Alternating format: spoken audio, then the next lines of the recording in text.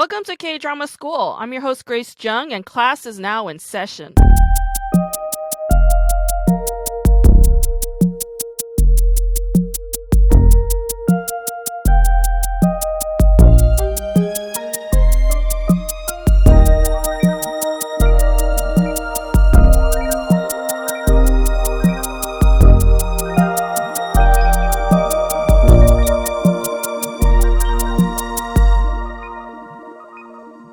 The show we're going to talk about today is called Crash Landing on You, which all the kids on TikTok, they all know. They all refer to it as COLI, the acronym for Crash Landing on You. It's a TVN drama that's streaming on Netflix. It came out in December 2019 and it ran until February 2020. And the writer of this show is Park Ji-eun. She also wrote the show The Producers, which came out in 2015. She wrote the massively successful show My Love from The Star, right? Starring Chun Ji-yeon and Kim Soo-yeon, came out in 2013, lasted through 2014. Another winter drama. And that show put the Korean fried chicken on the world's map, right? Fried chicken and beer, chimek, it became a thing. It made China very jealous, and it led to Korean media being banned from China for a little while. It's a whole thing. Crash Landing is about a wealthy chaebol brat named Yoon Se-ri.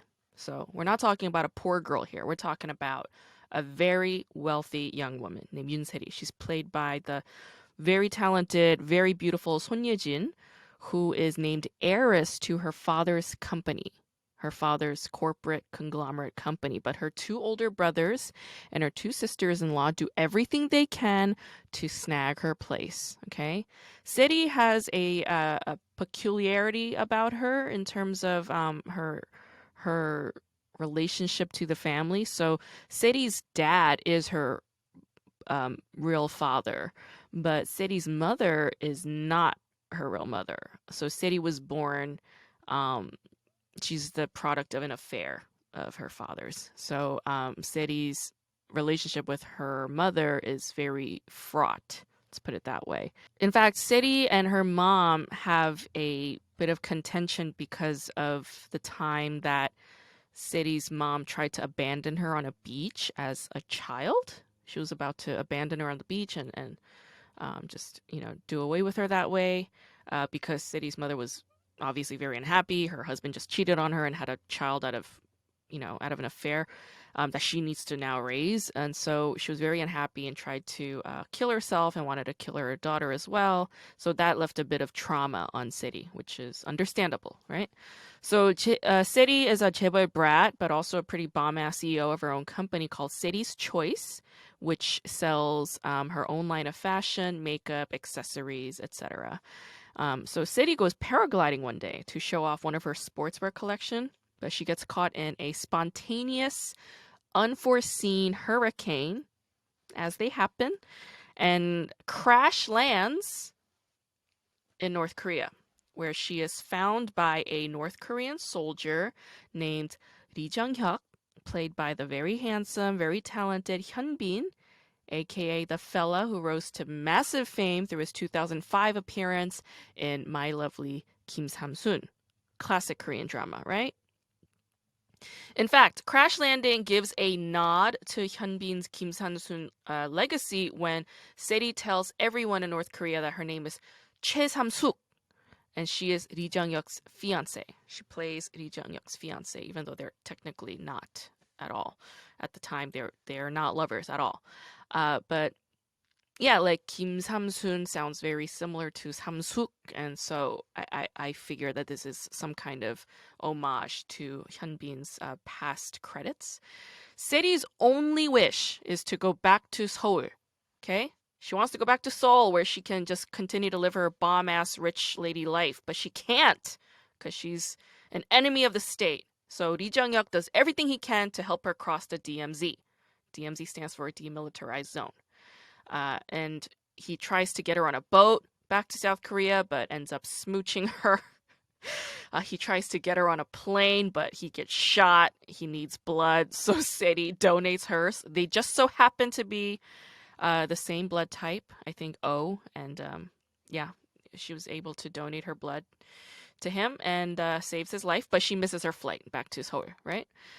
And then somehow, Lee Jung-hyuk ends up just taking her across the border by foot.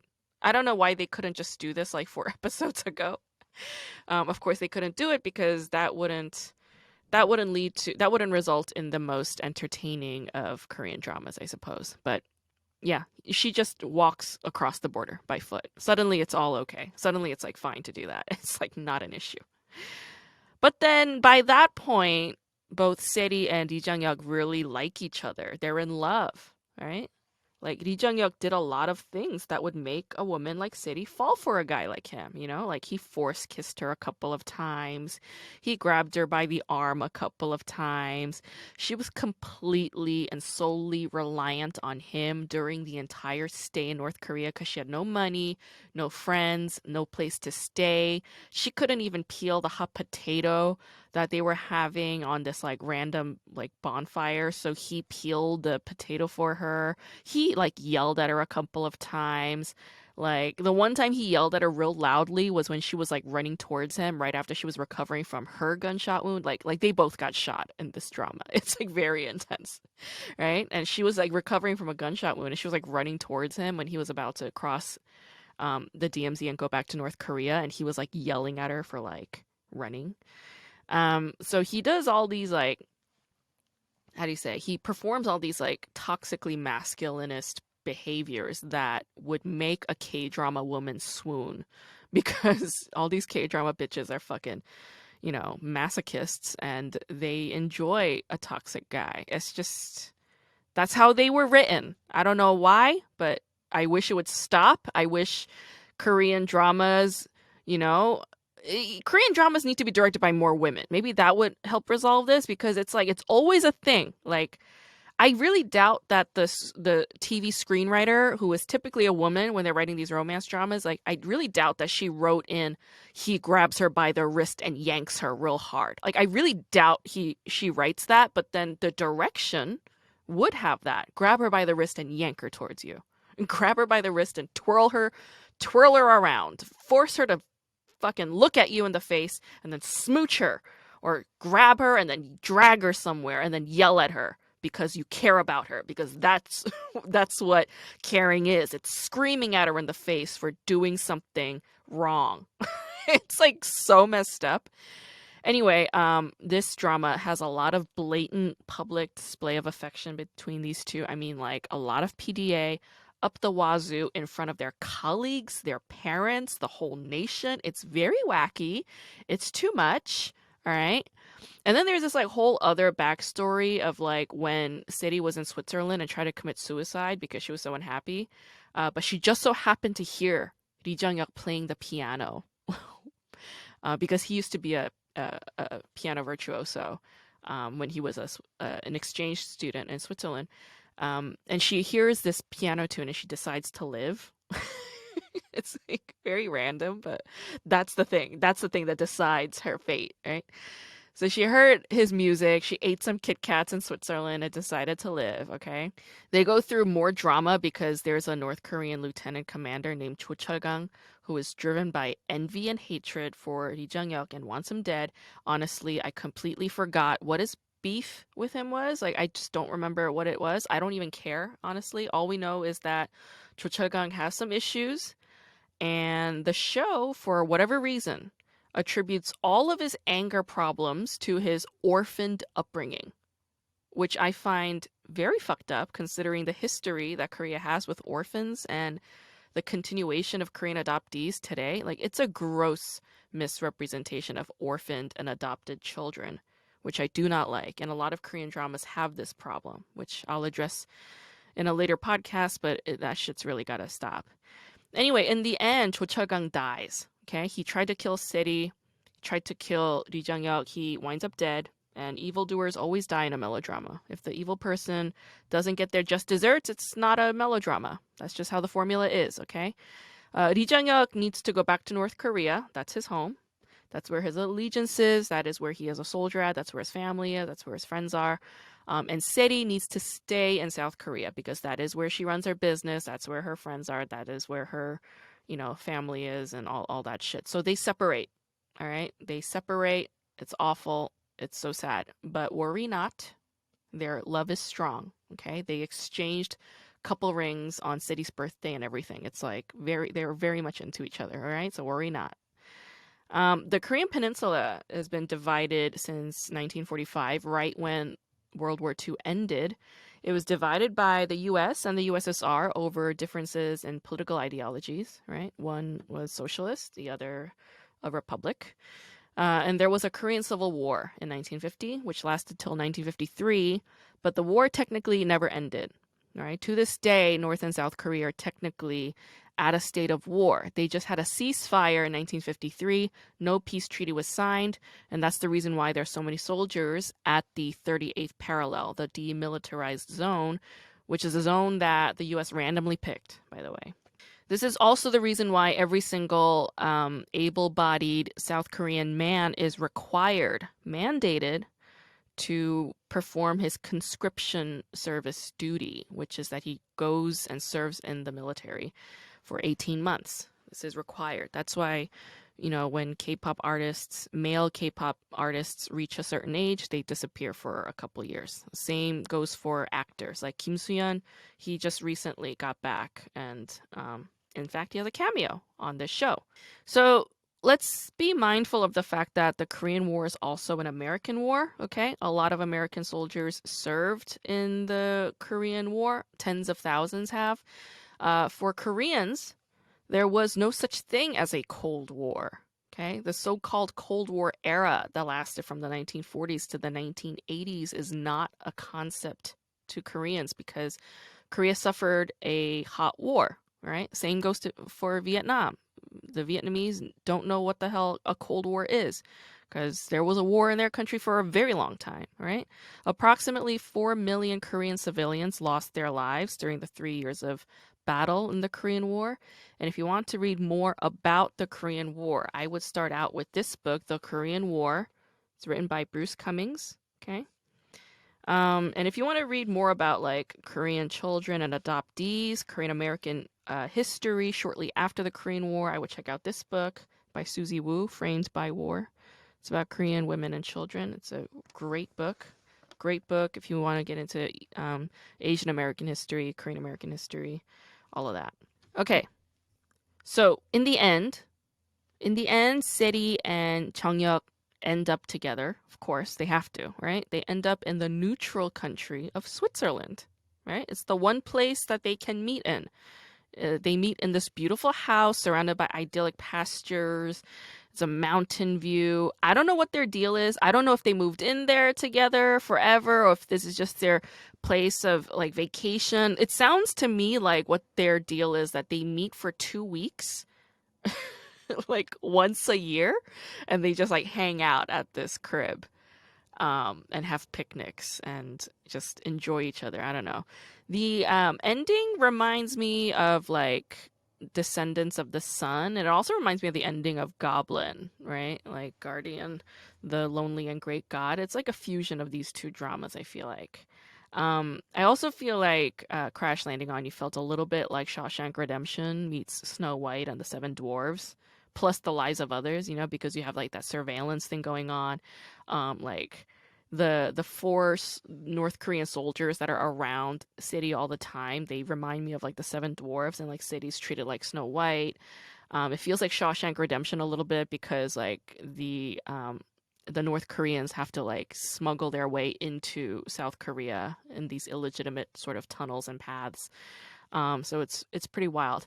Episode 5 has a really bizarre scene. Not even a scene, it's more of a shot. There's a shot of an ostrich in a giant cage. And then, like, Lee Jung-uk drives up to his parents' house and he's like, to his mom, he's like, why do you have an ostrich? And she's like, oh, ostriches are like all the rave. Like, they're better guard pets than dogs. I'm like, what? Like, why? Why do you need an ostrich on you? You don't need that. You don't need a gigantic bird on your lawn. That sounds like so much work. I can't believe, I mean, human beings will do anything to cage an animal, right? Including an ostrich. Like, how you gonna cage an ostrich? That just seems so fucked up. Going back to Kim Soo-hyun's cameo appearance in episode 5, there's some weight there, okay?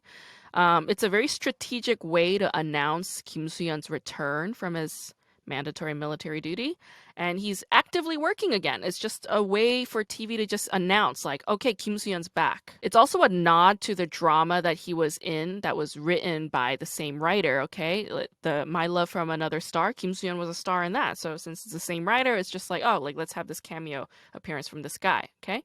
His cameo appearance, he plays a Bang Dong-gu, which is a character he played in a film called Secretly Greatly, which came out in 2013.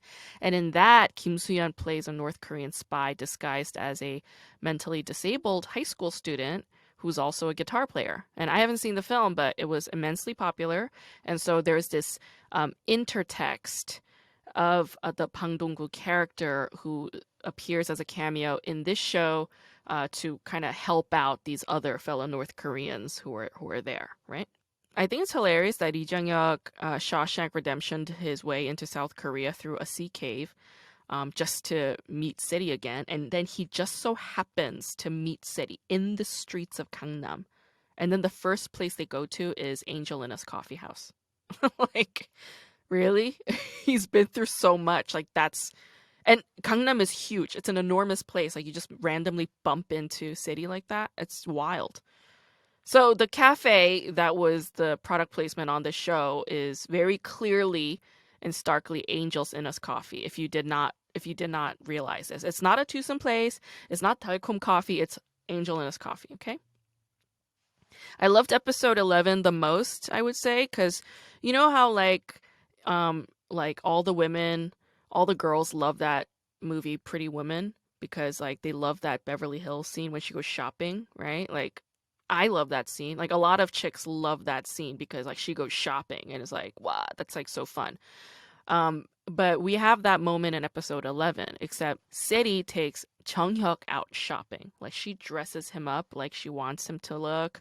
She gets his hair done, you know? It's like so awesome to see a woman just kind of like, you know, just being agentic and just practicing this sort of like power, this enacting power over her man, like in this way. It's like, oh, I want you to be presentable enough for my viewing pleasures, for my taste. I want you to meet my standards now. And I was just like, yeah, I'm so into that. Like, fuck yeah, you know, because that's sort of turning this tradition on its head, right? And all the Korean dramas up until now, for the most part, the romantic ones, it would have the rich guy who would like dress up the girl and then she appears again, like the whole Pretty Woman trope, right? Like dresses her up and he looks at her and she looks gorgeous now. She doesn't look like a poor pauper, like whorish, you know, destitute looking brat. She looks like a beautiful woman and he's like, you know, love at first sight, like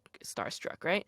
And that's what she does with Lee Jung-hyuk. But he's more than that, you know. She's into the way that he holds the door open for all the patrons at the shopping mall, you know? Like she's into that. And she's also very possessive of him, you know?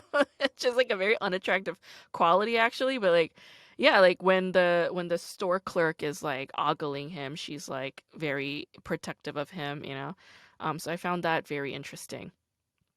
There's a very subtle but very apparent Kit Kat bar product placement on this program, and I was a little bit disappointed by the fact that of all the chocolates that they could have chosen that are Swiss based, I mean Switzerland, the capital of chocolates, they chose Kit Kat as the one to feature on this program. Like, are you fucking kidding me? Like, I get it. I get that Nestle is a Swiss owned company, but Kit Kat just so happens to be the one chocolate bar that is made in America. Like, why? Why does it have to be Kit Kat? You're in Switzerland. Why couldn't it have been like Godiva or something, you know, something better, like Lindt, something better, something more luxurious and expensive.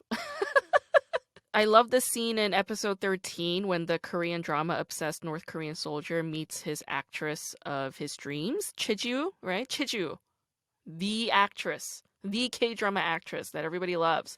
And I love the fact that they did not dwell on 겨울연가 or Winter Sonata because like I'm just so sick and tired of like everybody being obsessed with that drama. It's like not even that good of a drama.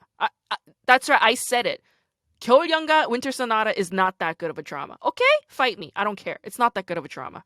All right? The show that Chiji was on that's so much better is Stairway to Heaven, okay? 천국의 계단, which is a 2003 drama, and it's so good. And Chiju, the younger version of Chiju, she gifts this hat and scarf to her like oppa, her love interest, and the K drama obsessed North Korean soldier wears that hat and scarf. I thought that was so sweet and so cute, you know.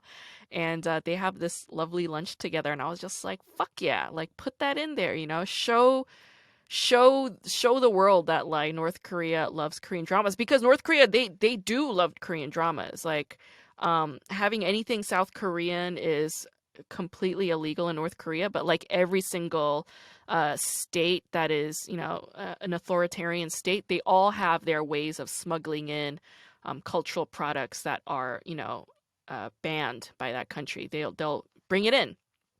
Korean dramas is one of them. They've been watching Korean dramas for as long as Korean dramas have been around. So I really appreciated that part as well. So all in all, really excellent show. I think it's great. I don't think it's my favorite show of all time, but it's definitely like got this aesthetic that I love. I am such a huge fan of both of these actors. Like I love Son Ye-jin so much. I think she's a remarkable actress.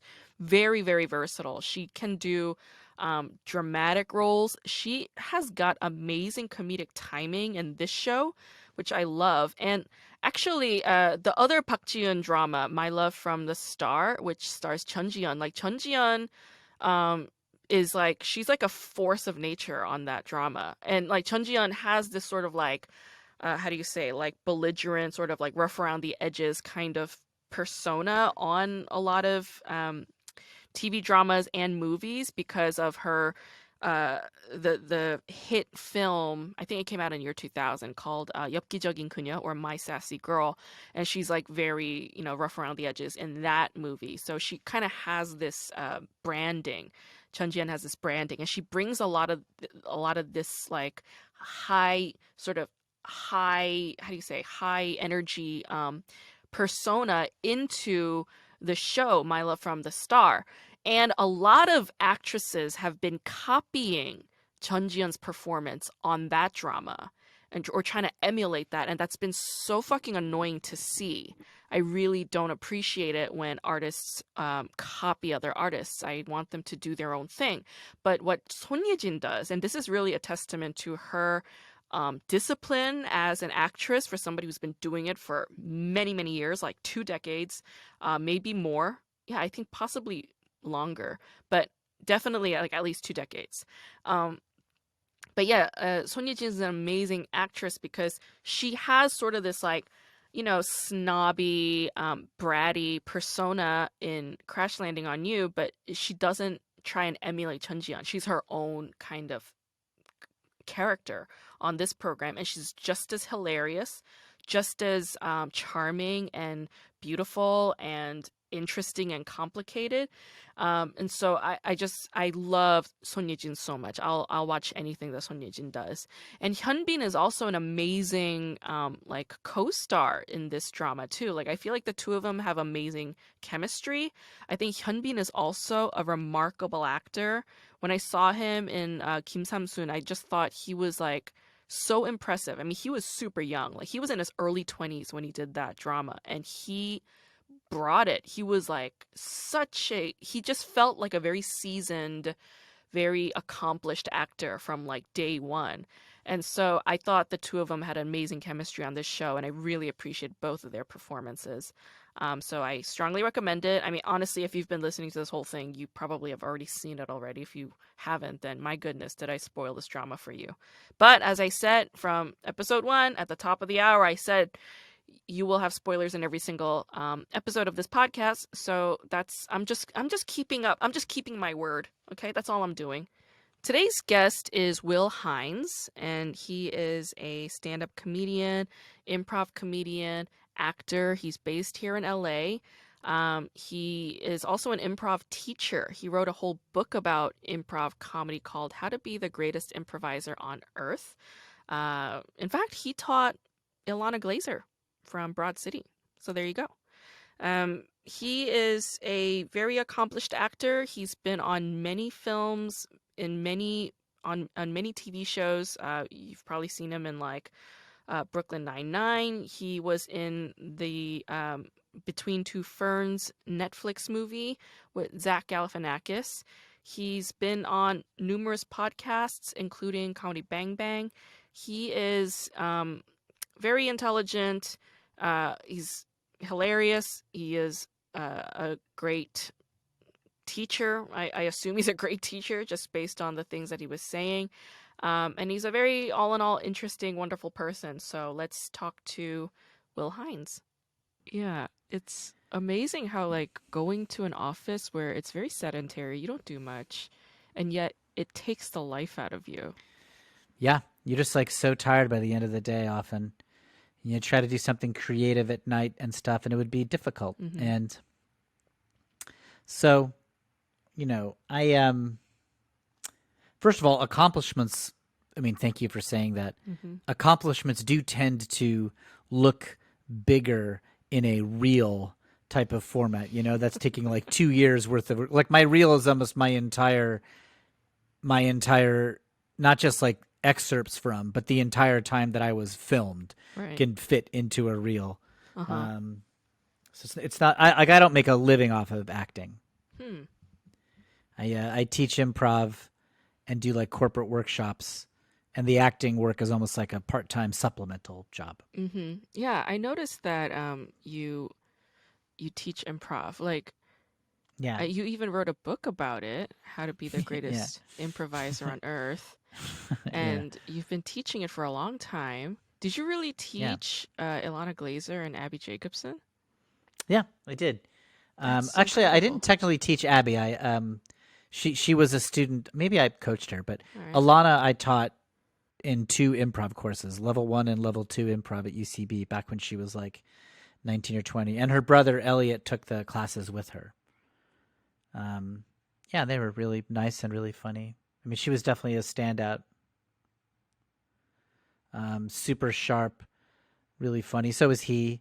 Um, and I mean, she was quite young. I think she was 19, if I'm remembering this right, when she took the first class. And, very, very like mature, smart, confident 19-year-old, but still 19, Right.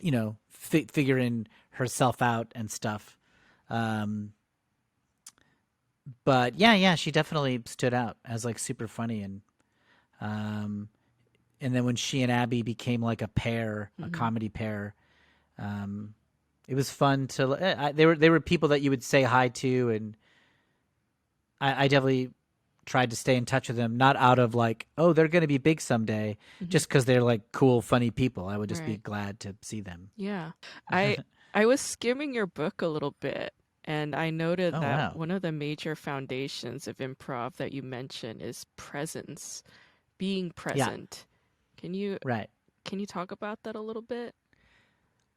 Yes, I mean this is I think technically more of an acting thing than an improv thing, although improv is more acting than anything else. Mm-hmm. But yeah, be present. Like try to um, experience the current moment and feel things fully and say back what you are feeling in the moment without worrying about controlling the next move or steering a conversation, and don't focus on where it's going or what the point is. Like Hmm. there's enough of a as a performer you can be interesting just by sort of kind of like loudly feeling the moment. Hmm. Like in improv, you can, I think people who haven't done it would sort of think that it's largely doing witty ad libs, and Mm-hmm. sort of feats of intelligence. And that's part of it. But much, much more often, your job is to react to something in a sort of plausible way, like somebody does something weird and you go, wow. Mhm. And like genuinely, like not like intellectually, like you just are surprised. You Mhm. go, wow. That can like get a laugh if the audience sort of like relates to you or agrees with you or was feeling the same thing. Mhm. Um, Hmm. and so like that is connected to the idea of like being present. Yeah. It's interesting that you say that it's related to acting because there's so many actors, and I'm sure you know this, you've seen this, um, in Los Angeles, in New York, anywhere, who Yeah. get into like Eastern spirituality, like deeply in Yeah. it. And Yeah, it's true. presence is a huge like part, a component, a principle of like Buddhist philosophy, right? I have a guess as to why this is. Why do you think it is? Well, I mean, I think actors just need some kind of spiritual grounding at all times, considering how Mm. rough their job is. I'm not an Yeah. actress. I don't consider myself an actor. I'm not out there auditioning and hustling, Yeah.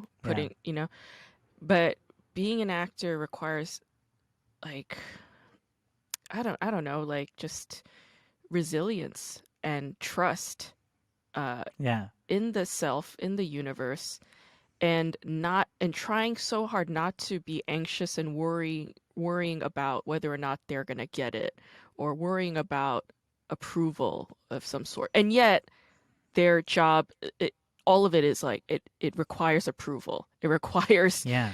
acceptance. Yeah, Yeah. so in order to mitigate that, I feel like actors get into Eastern spirituality heavily because it's a very compassionate sort of religion as opposed to like Yeah. Western religions, which are very, everybody's just like by default a sinner, right? And it's very Yeah. Right. Right. Right. rough on the soul. But I feel like, yeah, in that regard, Eastern religion and spirituality maybe helps their anxiety a little bit. So I think maybe that's why I think presence Yeah. is like attractive to actors for that reason. I mean, aside from the craft, I'm talking more about their mental and emotional health. Yeah. Yeah. I think that's what it is too. Like, um, you have so little control over your career. Right. You are completely dependent on other people with power and money picking you. Yep. That it can be maddening, and opportunities come and go, and you usually don't 100% know why either one of them happened. And you see friends doing much better than you just because it's sort of human nature to zone in on Mm-hmm. people who have things you don't, that it drives you insane. And Right. yeah, Eastern philosophy, I would, just from my own amateurish experience Mm-hmm. to it, seems like it would be a good fit for letting go of control and not controlling, and just observing the current moment without Yeah. trying to steer it. Yeah. Yeah. But yeah, I think it's a big part of acting. I tried in that book. I mean, that book is just a hodgepodge of advice for improv. There's no like central thesis that ties it all together. Uh-huh. But I tried to like think about which pieces of advice had made a made a difference to me and meant a lot to me, and also that I thought would actually be helpful, that would actually make somebody better. I mean, whether or not the book does this, I don't know. But Uh-huh. so be present. I was like, well, no, that's like real advice. That makes you a better actor, Mm-hmm. I believe, for sure. So yeah, I'll talk about that a little bit. I think a better comedian overall. I think. So you're stand up, yeah? Yeah. I It applies to stand up, very I think. I much. mean, I'm a dabbler, way less experienced in stand up than improv, but Yeah. it seemed to me that if you're in front of an audience, being present is part of it. Oh They are yeah. watching you in that moment, and they want you to notice what they're noticing. Yeah. Absolutely.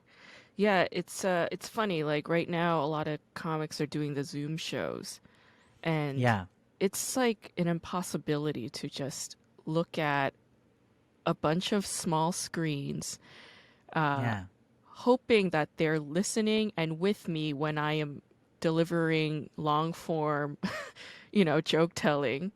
and hoping that in the end my punchlines payoff will be there, that it'll land. Like it's just an impossibility. And so what I've been trying to do is just talk about them to them. And that is when they're like with me, you know? So it's just Mm. basically like it's just crowd work is all I'm capable of doing when I'm on Zoom shows. That's the only thing I feel most comfortable doing. I used to try to do a joke about feeling self conscious about being older. I'm 50, and I would have been doing this joke when I was 49, Hmm. and I had a series of things I wanted to talk about that, and I wasn't able to make any of it go over, and frankly, a lot of my material would not go over no matter what the subject. Uh-huh. But in this particular one, I was like, one open mic, I shifted it and instead addressed the audience, and I was like, "Who here is 30?" And of course, there's a wide range of ages, but there's a good amount of people who are close to 30. You know, they're Right. coming up on 30 or they just passed it. Uh-huh. Way more than there are people who are 49 or 50. Uh-huh. And so I just started shitting on people who are 30. I was like, take it from me, your life's over at 30. Nothing gets better. If you turned 30 and you're insecure that you're too old, you're absolutely right. You are too old. Yeah. It's over. And they ate this up. They loved it. Yeah. So me talking about the insecurity of being 49, they listened to it, but they did not seem particularly Hmm. engaged. Me talking about the shittiness of being 30, they loved it. And I was Yeah. like, "Oh yeah, they don't want to hear about me. They want to hear about them." Recently, nowadays, just thinking, I was like, wow, like actually Buddhism and comedy have a lot of like similarities. Like they're like Yeah. parallel religions almost, or parallel like paths of living, you know? Because in Buddhism, they emphasize that like, you know, human beings just want recognition. That's all they want. And then in Yeah. comedy, the way to get laughs is recognition, giving the audience Yeah. recognition. As you say, you're accommodating them by not Yeah. talking about yourself, but still talking about yourself, but making it seem like you're talking about them.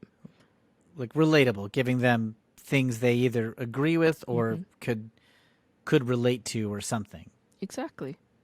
Yeah. Yeah. Making it about them. Like with the Zoom shows and the crowd work. Like make it about them and then Yeah. they'll start laughing, you know?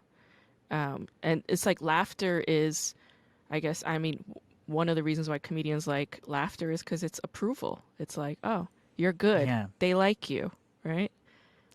Yeah, and Twitter is like sort of retweets and likes on Twitter. Uh huh. Is it likes or faves? I forget. Likes, I Yeah. think. Um, are just saying, I agree with this. Right. I don't think it's necessarily even saying this is funny or interesting. Right. Sometimes it is, but what it's primarily saying is I like a like is saying I can see that, and a retweet is like I identify with this. This is me. Huh. Um, What about so the tweet. a So if you quota put tweet? on Twitter, like, quoted tweet is like, yeah, this is me, but I have to qualify it a little bit. Okay. Yeah. So if you theoretically, if you tweet something interesting, but people don't identify with it, Hmm. they don't react. But if you like tweet like, I don't know, I'm so sick of talking about politics. That's a thing that a lot of people feel. Hmm. I bet you'd get like a bunch of retweets, even though that is obvious and you're not making any addition or contribution to that thought. If you just put, I'm sick of talking about politics, Hmm. there'd be a lot of people who would retweet it like, yeah, this is me. This is me. Mm. Yeah. It doesn't have to have substance. It Right. could It doesn't. just It just has be to be relatable. relatable and generic. Yeah. Yeah. Okay. It's That's almost better, I think. in what I way? once tweeted I love apples, Uh huh. and that got like more engagement than anything I had tweeted like in a while. See, People were like down to admit their affection for apples. They were down to be identified as somebody who liked apples. yeah. They wanted to celebrate me and my bravery to admit that I liked apples, that I was Yeah. putting it out there. Yeah. Yeah, people went nuts for that. You declaring this profound, very American kind of truism, you know? Yeah. Like Americans love apples. It's like it symbolizes New York, symbolizes teachers, symbolizes health Hmm. and, you know, like Hmm. avoiding Johnny doctors. Appleseed, the American myth. Yeah. Yeah, yeah, yeah, yeah. The apple Also, thing. also, people like marking territory, saying like if you put if I put like I grew up in Connecticut, okay, Uh-huh. and like I could care less Yeah. about Connecticut. I have like no emotional investment. Uh-huh. But if I tweeted, I am a proud Connecticut native, Uh-huh. Connecticut, which is like a real bland personality less state, Yeah. there would be people who'd be like, me too. You yes. Yeah. Yes. And like it's just territory. Like Twitter a lot is just like putting up flags for countries, but not countries, Uh. theoretical territories of identity, you know. Mm. I'm the kind of guy who doesn't like to talk at dinner. I'm making this up. I'm the kind of guy who likes to talk at dinner. Uh-huh. I bet you I would get like a significant response to that. Yeah. People either saying, yes, I am like that, or no, I am opposed to that. Uh-huh. Yeah. Twitter is just like, who relates to what? I don't know. There are people who are really funny on Twitter, but I don't know how to do that. I really don't either. I could never figure it out. In fact, I deleted my like all my tweets It's because probably smart. yeah. Somebody once said to me, "Is like Twitter, you can't get paid for it, but you can get fired for it." Yeah, precisely. Well, I mean, it's also not true that you can't get paid for it. You can get paid for it very much. A lot of old school comics are saying how, like they've been in the game for like 25, 30 years, and, it's not about like how long they've been doing it or how good their jokes are, but that it's about how many followers they have now. That's what, clubs are looking at to book them, and that's, it's this whole Hmm. thing. So I mean, yeah, but yeah, you can definitely get fired from it. I was deleting it mostly because like um it attracts a lot of negativity, like you're saying. Like Oh yeah, jeez, Louise, it's tons of it's a magnet for negativity, yeah. and It's a hater's paradise. that's what it is. And it's like, oh, there's no end to this, and it's perpetual. And I would find myself like my habits were shaped by Twitter too. Like if I had some shitty thing to say, if I had some shit talk, which I always have, then I would go on Twitter and then other people would, latch onto that shit talking. And I'm like, oh, well, this is just like an area for like gossip mongering and hating. Yeah, I've had that feeling too. Yeah. I remember when there was a news story like a year and a half ago, or maybe it was 2 years ago, where there was like some like Native American um, something in Washington D.C., like a rally, Yeah. and then some kid in the Midwest with a Trump hat like walked right up to the main guy and like stared him right in the face, kind of obnoxiously, and someone took a video of it, Uh-huh. and it like went viral. This like obnoxious Midwestern kid Yeah. kind of staring down this like noble looking older guy, Uh-huh. Yeah. and just all the hate towards this kid was like intense. Like, fuck this kid. Uh-huh. What a jerk. I hate him. Yeah. And then I tweeted, it's like, yeah, man, he's got a real punchable face. And then like an hour later I took it down. I was like, what am I doing? Like, I Yeah. don't know this kid. Like Yeah.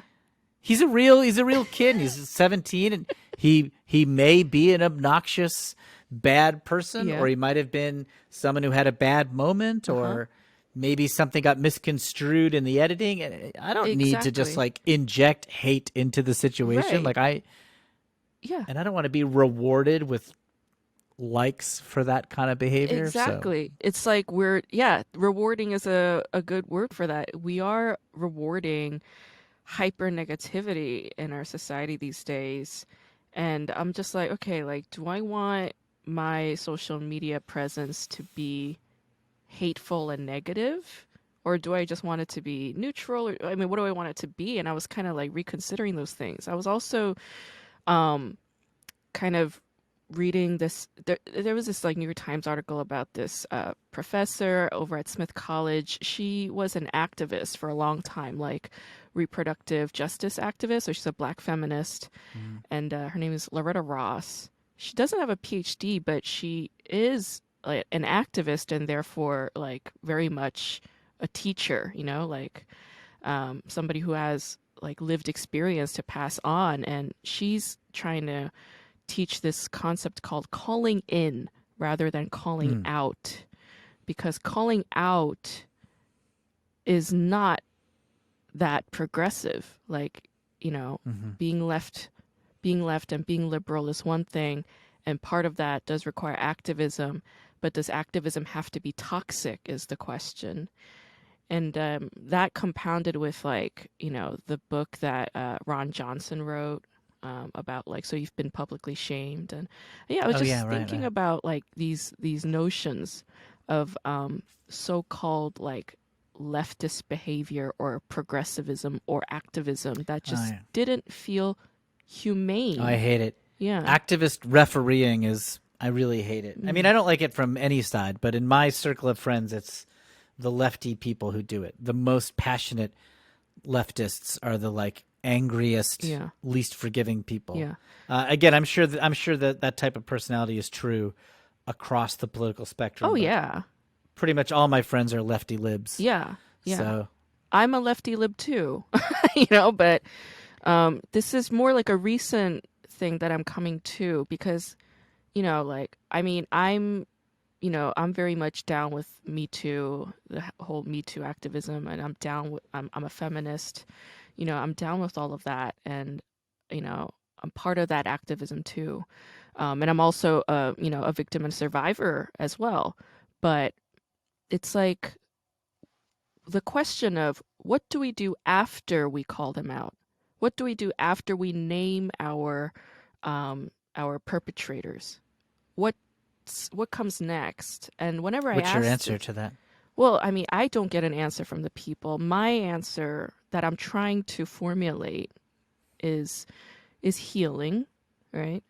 And it, healing takes place um, regardless of that perpetrator. I think whether or not you choose to forgive them is, I think, an aside. I don't think forgiveness necessarily has to be forced into the equation of healing.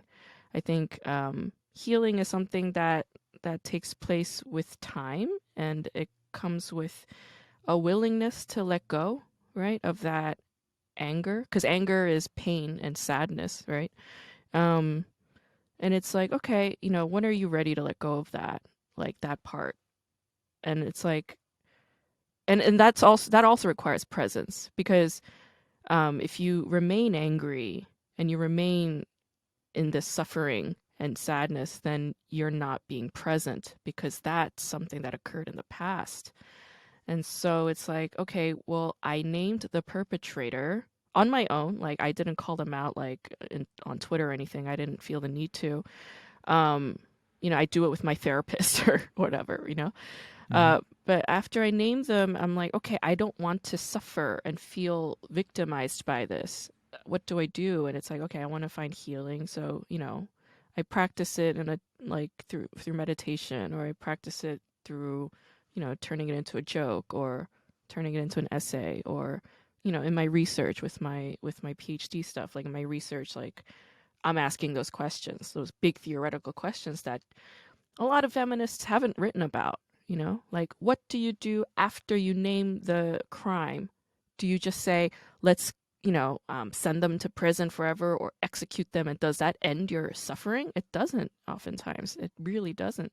I feel like pain only perpetuates pain, A lot of these victimizers are also victims themselves, oftentimes. Um, and it's like, okay, well, if you want the pain and suffering to end, then it should end with you. So how about I end with me? How about I find healing so that I don't perpetuate it by, taking it out on somebody else, like, when I'm driving or when I'm like at the Yeah.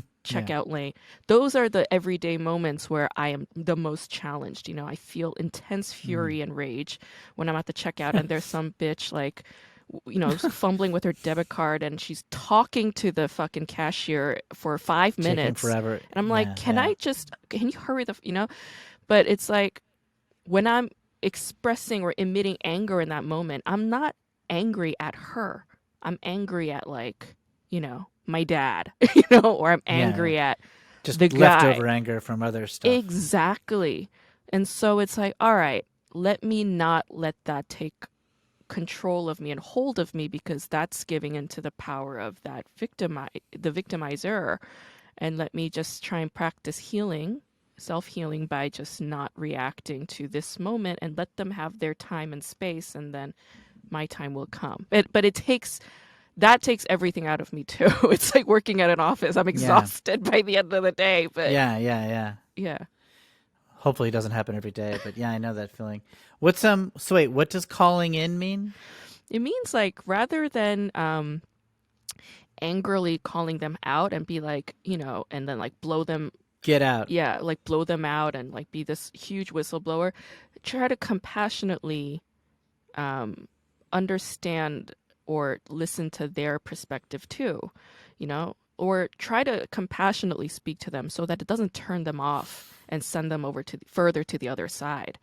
It's like, I mean, this woman, she's dealt with like, you know, immense like rapists, like prisoners, she's dealt with Hmm. neo-Nazis, this woman. She's dealt with Yeah. people that,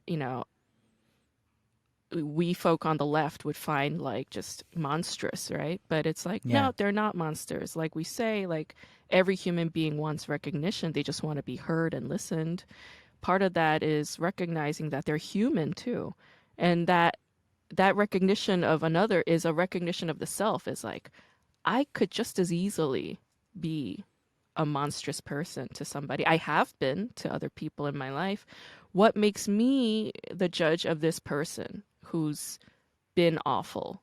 They've made mistakes in their lives. And what, like, if what I want is for this person to potentially make amends and change, like yelling at them and being hostile and forcefully aggressive isn't going to be productive. So calling in requires immense compassionate thinking and kindness and mindfulness to and bravery and all of that, right? Like to just be like, all right, let's have a talk. Let's try and get to a point of understanding each other, so that we can mutually kind of see each other's humanity. Like that's sort of what she means. I mean, that's how at least I understand it. Yeah. Yeah. Yeah. Hmm. Pretty fun. Yeah. Damn. It's not easy. I mean, what she's trying to do is like almost an impossibility, you know? I have a lot of friends who've been like canceled or some degree of it. Not Mm, it, some degree of a mob of people online. I shouldn't say mob, but a number of people online to be like, this person's bad or has bad behavior. mm-hmm, And then they are kicked out of their communities, mostly mm-hmm. like people in improv communities that I'm part of. Right. And I've probably had like 5 people I know where then after the fact, privately, they've told me their side of the story, Mm-hmm, like what their experience was in the thing that they are being accused of. mm-hmm, Um, and I think it's 5. And none of these people think they've really done anything mm-hmm, wrong or something very minor mm-hmm. wrong. Like they're just baffled. Right. Um, and they seem to be like, what can I do to get my world back? How do Mm, I get my friends back and stuff? And mm-hmm. I don't know what to say. Yeah. I even that book, So You've Been Publicly Shamed. I flipped through it. I read a review of it. I was wondering, does he say what can be done? Mm-hmm. Because sometimes it feels like there's an overreaction. Like, yes, a wrong has been committed, but Right. not a permanent exile Mm-hmm. level of wrong. Yeah. Yeah. But I don't know what that answer is. I I don't. I don't don't know think there either. is. I don't know either. For those people who have been shamed and canceled, you know, their their challenge is to find peace and healing too, you know? Just as Yeah. much Yeah. as the people who feel victimized by them also need to find peace and healing. Um, and yeah, it'll depend on every scenario, but just yesterday, I mean, this isn't the drama that I'm gonna be talking about with you, but like I just finished it up yesterday. Well, rewatching it. It's called My Mister. It's on Netflix, and it's about a lot of these things. Um, but basically, one of the protagonists, she's like 21, but she has this history. She has a record of having murdered somebody when she was in high school. Okay, so she's very destitute. She's an orphan. She has a disabled grandmother that she cares for, but because her mother took out a bunch of money from loan sharks, the loan shark comes and beats the shit out of her grandmother, beats the shit out of her, and she just couldn't stand it anymore. So she stabbed and killed the loan shark gangster guy. So this is in her Okay. record, but the law resolved her of it, said she did no wrong. This was completely self defense. She is Mm-hmm. not a criminal under the eyes of the law. But Okay. society feels differently about her. Society, once Yeah. they find out that she has this past, they look at her differently, treat her differently. They call her a murderer. And so Right. she starts to feel like a murderer. And, because of this hang up that she has, like a lot of the choices that she's made in life, being a destitute person, it's not always been the most kosher or the most legal, let's put it that way. But she meets this mentor, a man, a supervisor at the temp job that she's at. And, she says to him, like, well, I've done so many wrongs to you. Like, I can't believe you don't hate me. And he says, Yeah. once you get to know a person, like really know a person, no matter what they do, it doesn't matter. Right. And I was just like, oh, that's another answer to this cancel culture, so to speak, right? Like Mm. we know, like you know your friends, these friends that Yes. have gone through, you know them. And it's Yeah. like knowing somebody means really it's like seeing and knowing and really believing who they are, seeing them for who and what they are as a human person, as a person that you're fond of, that you love. And it's like no matter what they do, you'll never unsee that. And it's like recognizing humanity at the core. And like arts and humanities scholarship, which is like, liberal arts, right? Like Mm-hmm. sociology, cinema media studies, like anthropology, whatever. A lot of the times people go to college, they become equipped with the language of criticism and critique, and then they take it out to the Mm-hmm. Twitter sphere and then they start to cancel people. But it's Right. like you're forgetting the humanity part. You need to constantly be a student of humanism and humanity, and canceling and exiling people, dismissing them completely for one mistake that they've made is not necessarily humane.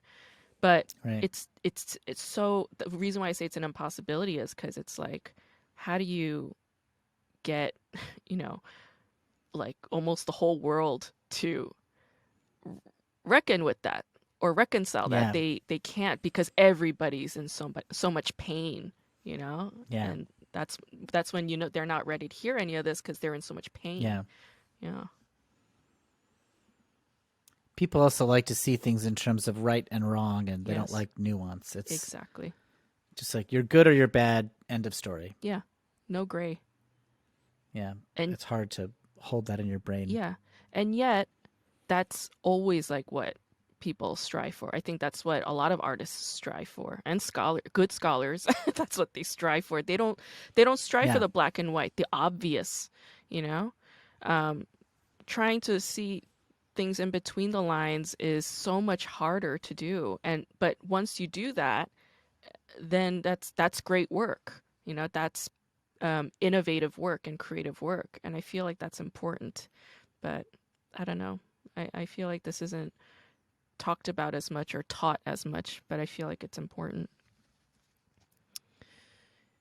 In any case, We'll do it. yeah, yeah. I think, We'll fix I everybody. think just this conversation is a form of doing it. Yeah. It is. Yeah. Yeah.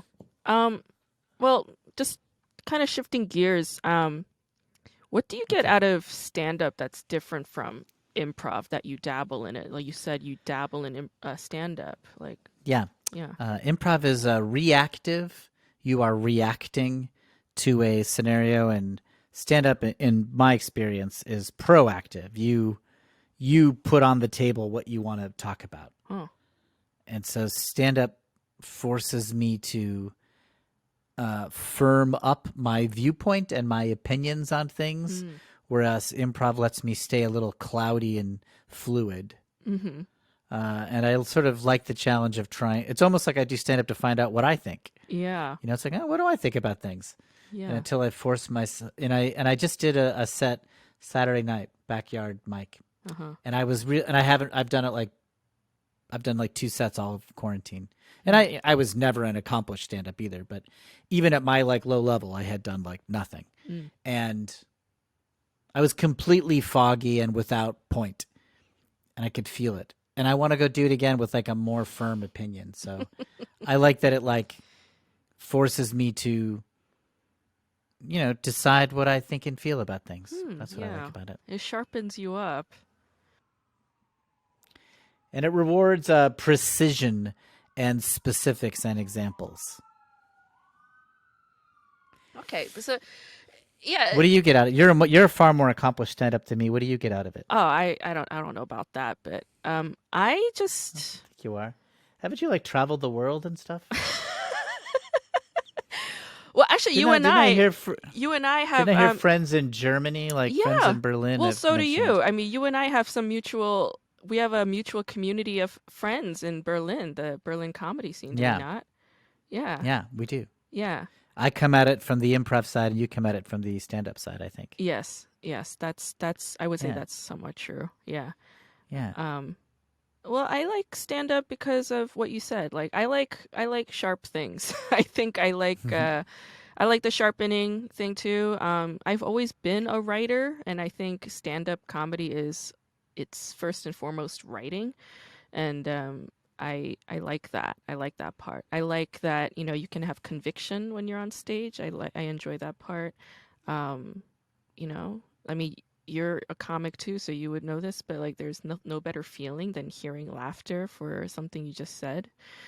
Hmm. Um, but yeah, it for me, stand-up comedy feels no different from like writing an essay or writing a paper, or giving a conference presentation. It's like all of it feels kind of the Yeah, same, and so I feel like I'm just doing another thing that I do.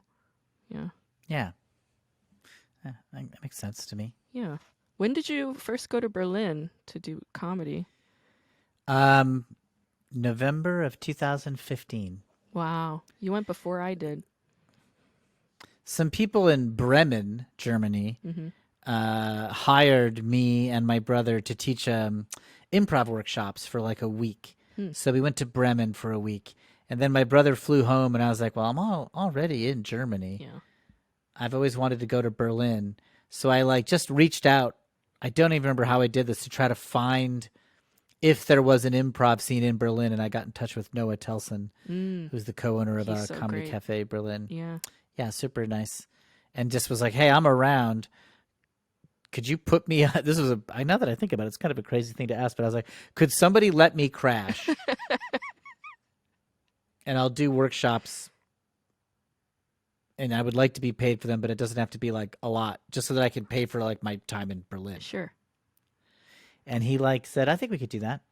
Yeah. And I think because I had TV credits, he was able to sell the spots. Mm. Even though the TV credits really have nothing to do with my credentials of teaching improv, but I don't know. It reassures But people that I can't be a total it piece of does. shit. It. Yeah.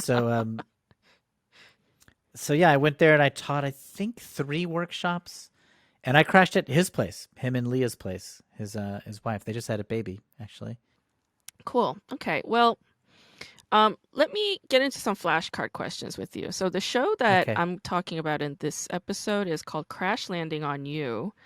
It's Okay. Netflix. It's on Netflix. It's a TVN drama, and it's basically about a South Korean CEO. She's a Mm-hmm. CEO. She's got her own line of fashion and makeup. She's like real great.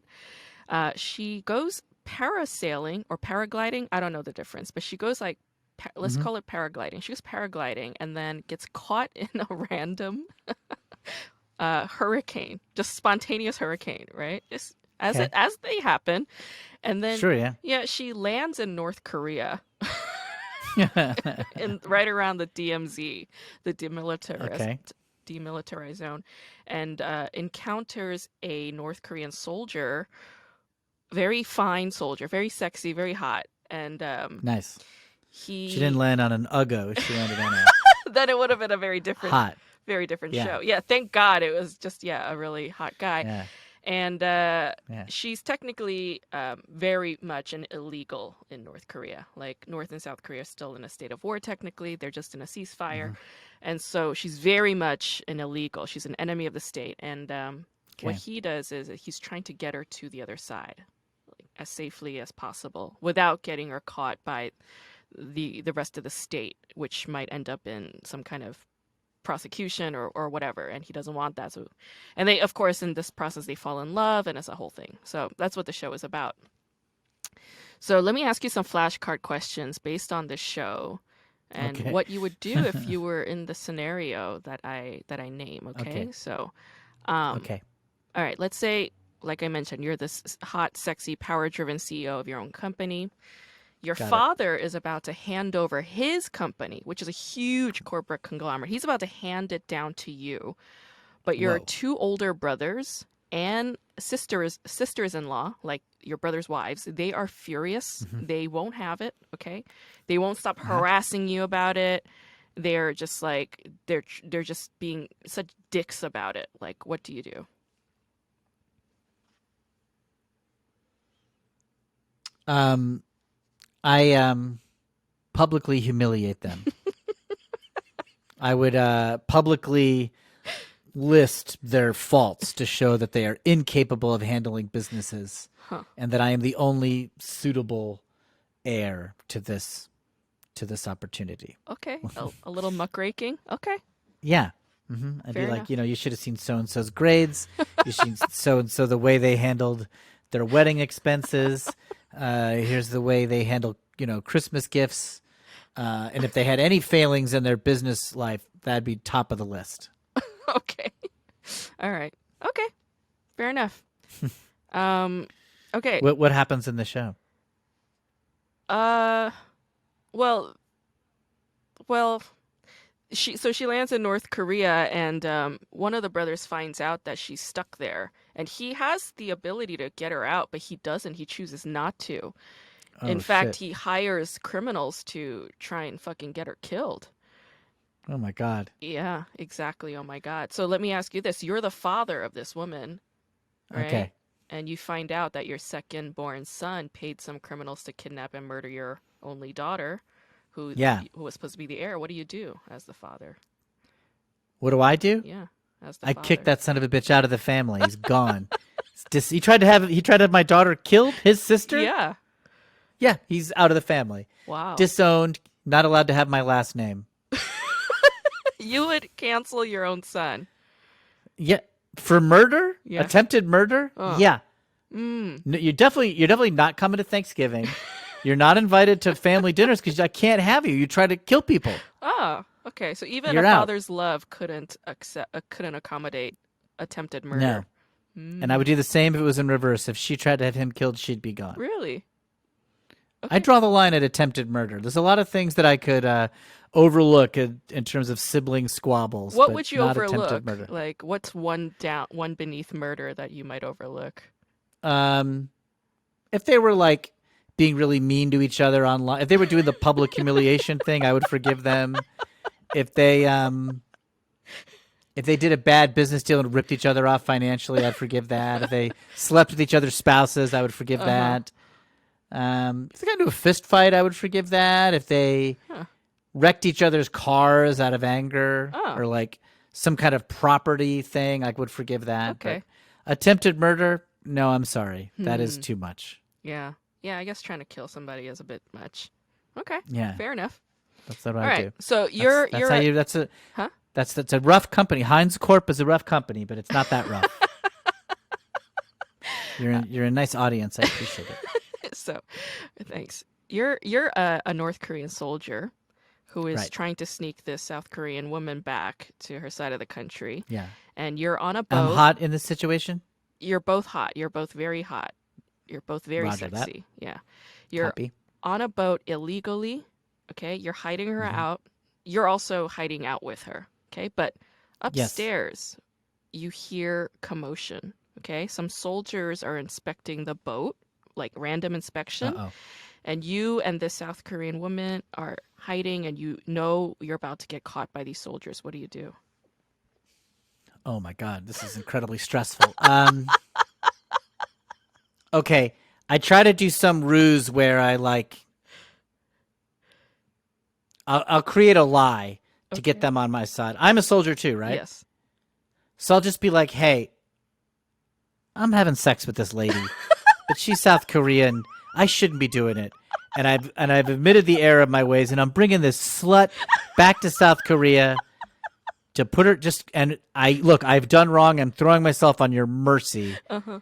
What can I do? And because I think these guys would be more likely to believe a chauvinist thing Uh, and be on my side for it yeah.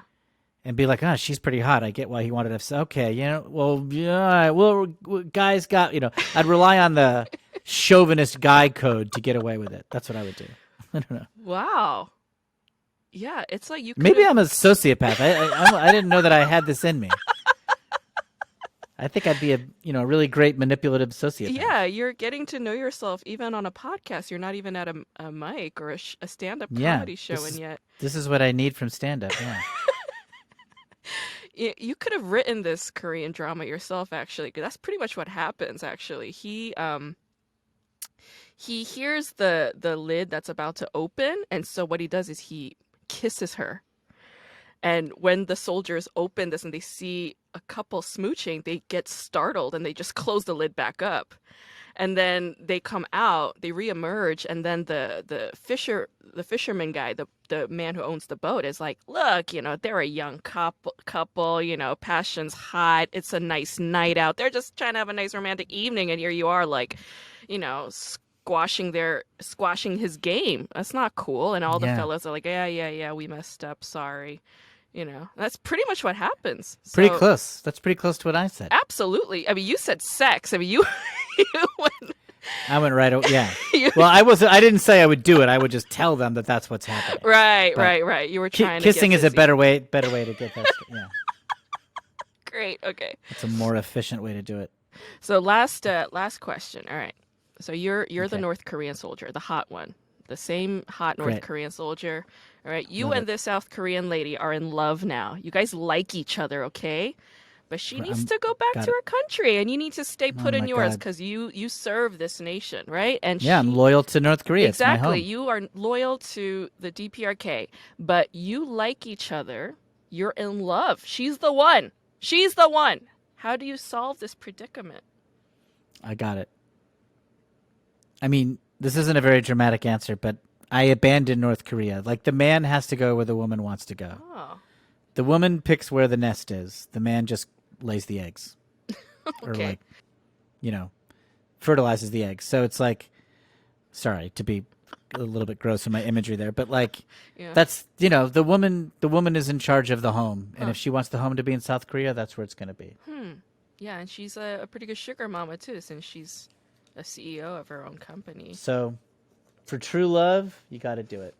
Okay, so No contest. you would leave your family, your friends. You would betray your duty to the state as a soldier, all of that just for love? For love. Yep. Wow. Love is a higher calling. If it's true love and I really felt it, I don't think I have ever felt that in real life. But if I did, I'd be like, I gotta go do it. You've never felt true love ever in your life? I don't think so. Is that Wow. weird to say? No, it's not. I don't. But At least not like it's described. hmm, I've never had the feeling this is the one. I'll uh, say that. I understand. This is it. I've never had that. I've always had like this will do or what a bad idea this is or Yeah. I've got her fooled. She thinks we're a good match. I've had those feelings, Okay.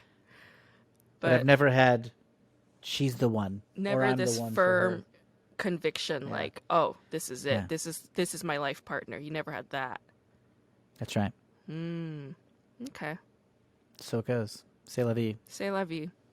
All right. Well, that's the end of our flashcard series. You did so wonderfully.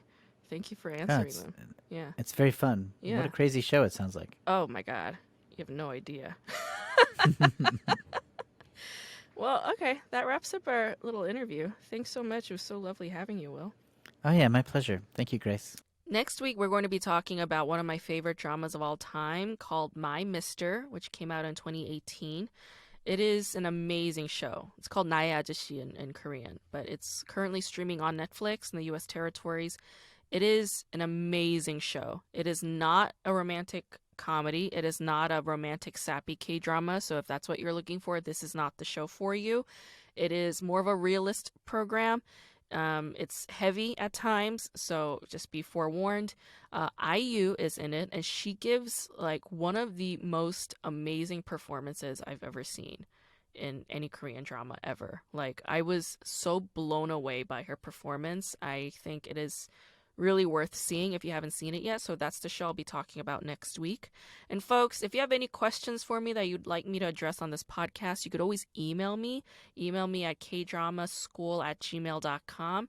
If you want to visit our website, kdramaschool.com. If you haven't already, please follow this show on Instagram, Twitter, and TikTok, because why not? Why not follow me? I mean, who's it hurting? Who's it hurting to just click the follow button? Doesn't hurt anybody. Doesn't cost you anything. And also subscribe to the YouTube channel, K-Drama School.